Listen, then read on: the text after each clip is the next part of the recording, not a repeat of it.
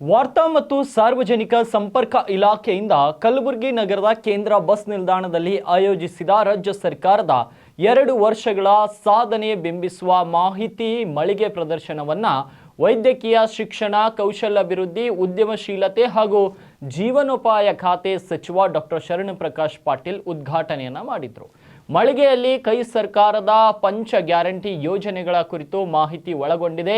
ಈ ಸಂದರ್ಭದಲ್ಲಿ ಮಾತನಾಡಿದ ಸಚಿವ ಶರಣಪ್ರಕಾಶ್, ರಾಜ್ಯ ಸರ್ಕಾರ ನಾಡಿನ 7 ಕೋಟಿ ಜನರ ಬದುಕು ಗಟ್ಟಿಗೊಳಿಸಲು ಪಂಚ ಗ್ಯಾರಂಟಿ ಯೋಜನೆ ಜಾರಿಗೆ ತಂದಿದೆ. ಚುನಾವಣೆ ಪೂರ್ವ ನೀಡಿದ ಭರವಸೆಯಂತೆ 5 ಗ್ಯಾರಂಟಿ ಯೋಜನೆ ಅನುಷ್ಠಾನಕ್ಕೆ ತರಲಾಗಿದೆ. ವಿರೋಧ ಪಕ್ಷಗಳು ಸುಮ್ಮನೆ ಆರೋಪ ಮಾಡುವುದನ್ನು ಬಿಟ್ಟು ವಾಸ್ತವಾಂಶವನ್ನ ನೋಡಿ ಮಾತನಾಡಬೇಕು ಅಂತ ಸಚಿವರು ಈ ಯೋಜನೆಗಳು ನಾಡಿನ ಜನರಿಗೆ ಭರವಸೆಯ ಬೆಳಕಾಗಿವೆ ಎಂದರು. ಈ ಸಂದರ್ಭದಲ್ಲಿ ಡಿಸಿ ಫೌಜಿಯಾ ತರ್ನೂಮ್ ಹಾಗೂ ಕೆಕೆಆರ್ಟಿಸಿ ಅಧಿಕಾರಿಗಳು ಉಪಸ್ಥಿತರಿದ್ದರು.